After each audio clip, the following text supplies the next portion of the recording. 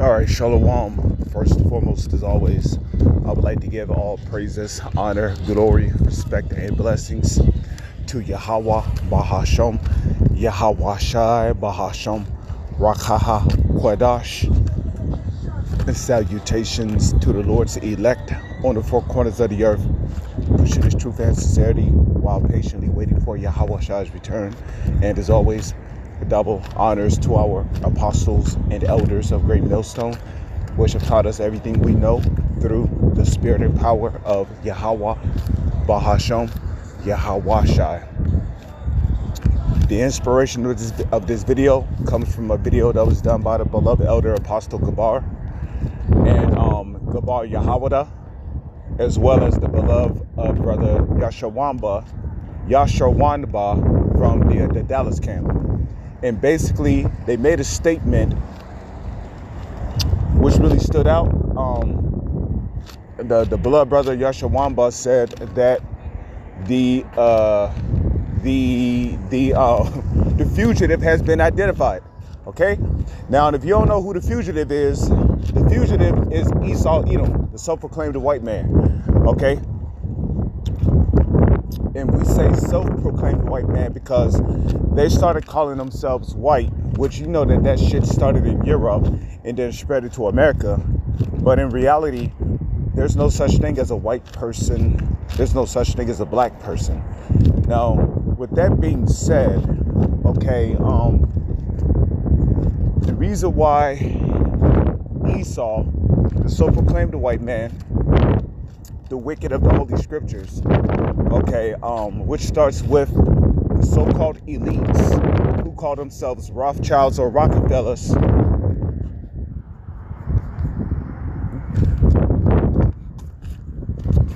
You know, they call themselves Rothschilds or Rockefellers, trickling down to the rest of their nation of people. The reason why they're called a fugitive is because, it's spiritual. Going all the way back to the Garden of Eden, okay? During the time of the Adamites, right? Adam and Eve had two sons, Cain and Abel. And basically,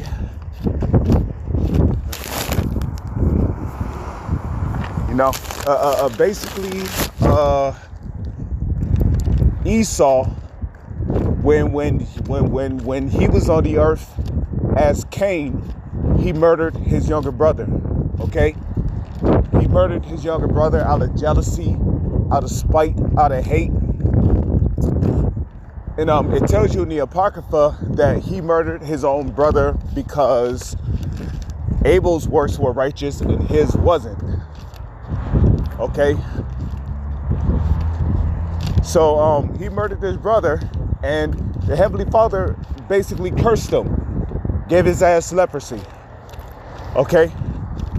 Yeah, the Heavenly Father, you got people who say, the Heavenly Father is such a kind person. He'll never hurt anybody. Meanwhile, he gave this nigga Cain leprosy, which is a harsh punishment because when he came back in the reincarnation as Esau, he was born a full-blown leper. Okay? And yes, according to the book of Leviticus, leprosy is a curse. Because without the melanin in your skin, you see the melanin in your skin, it acts as a shield from the intense heat of the sun. Because you see, everything that was created was supposed to be beneficial to the body. You see, when you have melanin in your skin,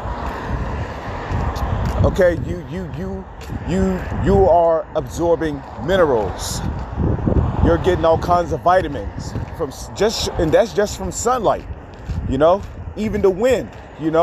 Like there's tiny little particles from like flowers and stuff that when it's carried with the wind, when it goes into your skin, it's supposed to benefit you. But not to self-proclaimed white man, okay? He ends up with skin disease.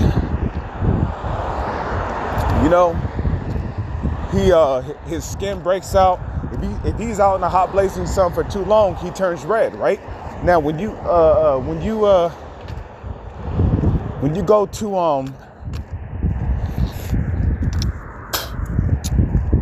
the book of Genesis, the 25th chapter, right?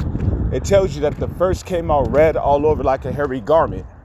Esau was identified as being red all over because he was the very first being on planet Earth to be born with no skin color.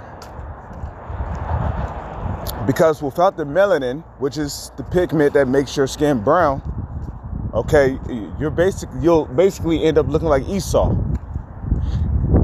Okay, and when Isaac had Esau, he labeled him Ishashua, which is how you say Esau in the Hebrew, which means wasted away. And what was wasted away on Esau Edom? His pigmentation. Okay, the Heavenly Father stripped him of that when he was born.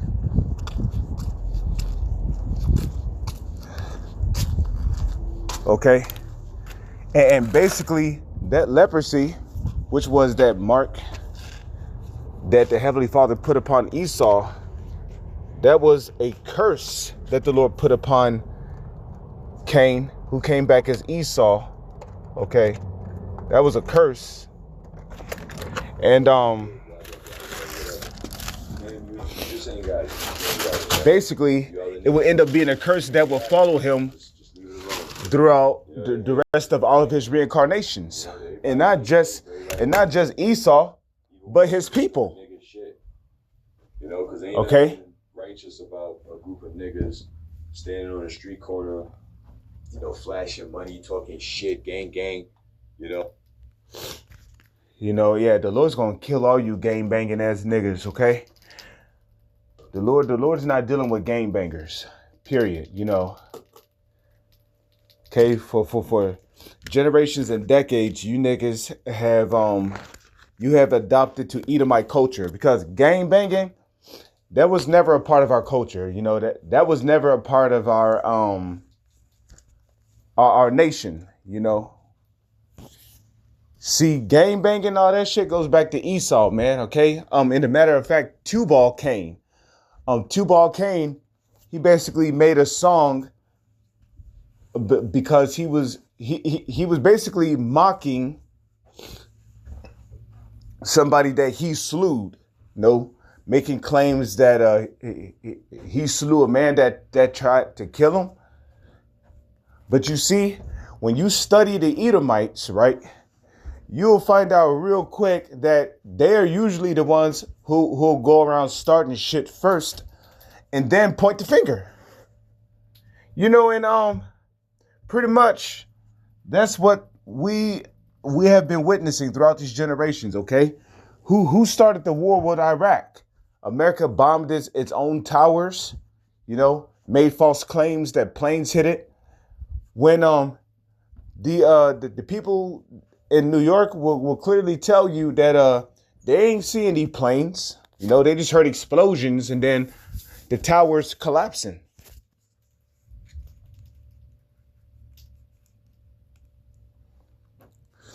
But you see, Esau would do that just to justify going to war with other countries,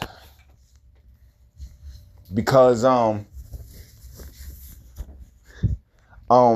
going back to the book of Genesis, okay, what did Isaac tell Esau? By thy sword shalt thou live, and shalt serve thy brother.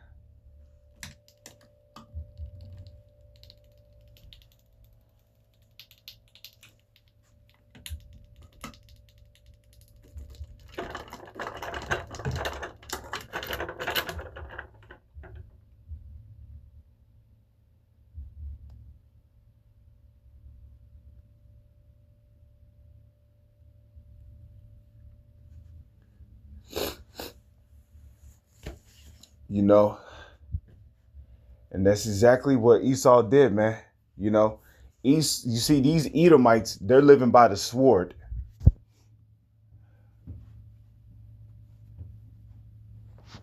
So you see, in the latter days, the fugitive who's living by the sword, doing all kinds of mischievous things in the earth has been identified. See? And right now, an accusation is being made against these Edomites. You know, when we go out in the highways and the hedges and we prophesy, we're basically bringing an accusation against these Edomites. You see? You know, basically complaining to the Father about all of his unrighteous dealings. Okay? And then that's where the book of 2 Thessalonians comes in, okay? That man of sin be revealed, whom the Lord shall consume with the spirit of his mouth, which is his prophets. Like it tells you in the book of Luke, the 1st chapter, as the Lord spake by the mouth of his holy prophets, okay? He's being consumed by the spirit of the Lord's mouth through his prophets. You see, that it's not a gun that these rulers of darkness are concerned with. You know, it's not a gun that they're afraid of. You know, they don't get scared from you know, niggas marching up and down the street with Tech 9s and laser ARs and shotguns and all this. No, I tell you what they do tremble at.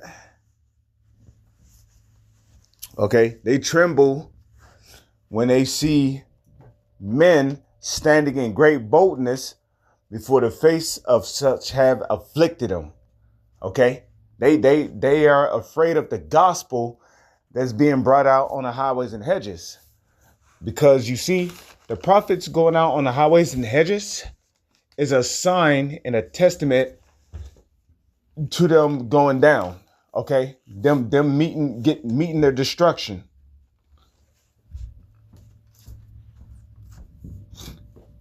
So the fugitive has been identified, and the arrest is going to be made when Yahushua makes his grand return in this generation. You know, we just got to be patient and wait. Now, I pray and hope that this video has been edifying. With that, I'm going to say Shalom. Is on to the next one.